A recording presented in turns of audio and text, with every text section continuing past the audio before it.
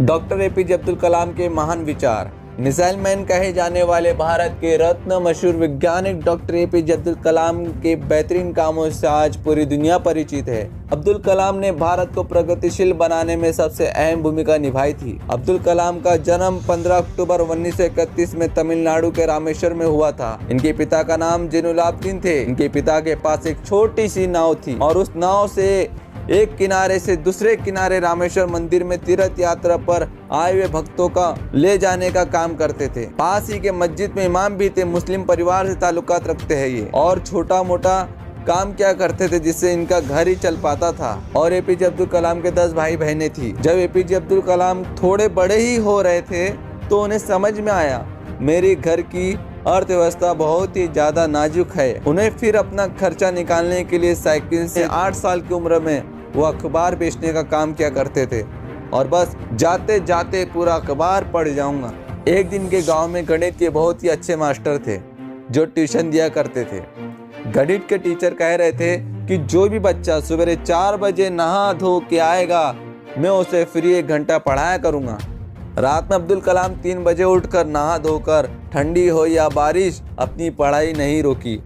अपने संपूर्ण मन से मेहनत की, अपनी पढ़ाई के खर्चे को पूरा किया। गरीबी परिवार से आने के बावजूद भी अब्दुल कलाम ने हालातों से हार नहीं मानी और अपनी पढ़ाई पूरी की, और बाद में जाकर महान वैज्ञानिक बने डॉक्टर एपीजे अब्दुल कलाम। अब्दुल कलाम ने ही भारत को पहली बैलिस्टिक मिसाइल दी थी और 1993 में पीएसएलवी को सफलता परीक्षण किया डॉक्टर एपीजे अब्दुल कलाम ने, और उसी पीएसएलवी से 10 रुपए किलोमीटर से कम खर्चे में मंगल ग्रह तक सफलता हासिल की 2014 में। 2017 में पीएसएलवी C-37 जिसने 15 फरवरी बुधवार को कुल अंतरिक्ष में 104 सैटेलाइट भेज दिए।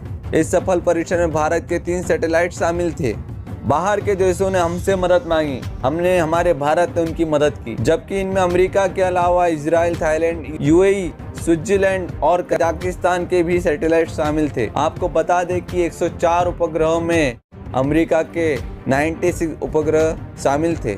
यह हमारे डॉक्टर एपीजे अब्दुल कलाम की ही देन थी, जिन्होंने इस सफलता के लिए दिन और रात मेहनत किया।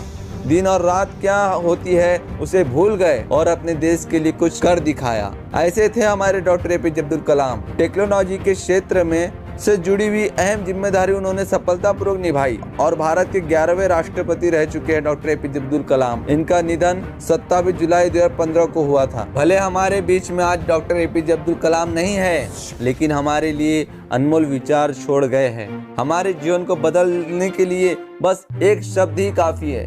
इन विचारों को जरूर सुनिएगा। अगर तुम सूरज की तरह चमकना चाहते हो तो पहले सूरज की तरह जलो। इंसान को कठिनाइयों की आवश्यकता होती है क्योंकि सफलता का आनंद उठाने के लिए जरूरी है। क्या हम ये नहीं जानते कि आत्मसम्मान आत्मनिर्भरता के साथ आता है? युवाओं को मेरा संदेश है कि अलग तरीके से सोचे, कुछ नया करने का प्रयत्न करे, अपना रास्ता खुद बनाए, असंभव को हासिल करे।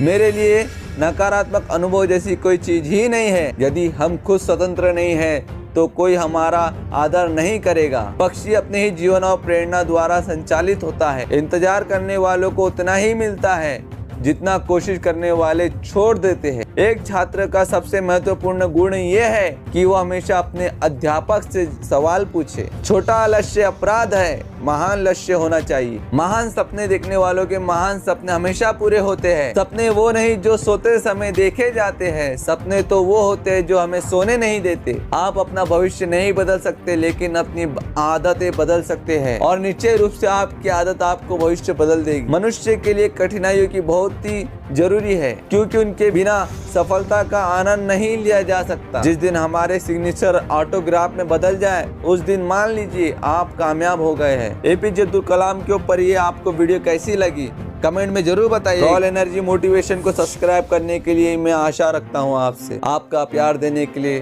तहे दिल से धन्यवाद।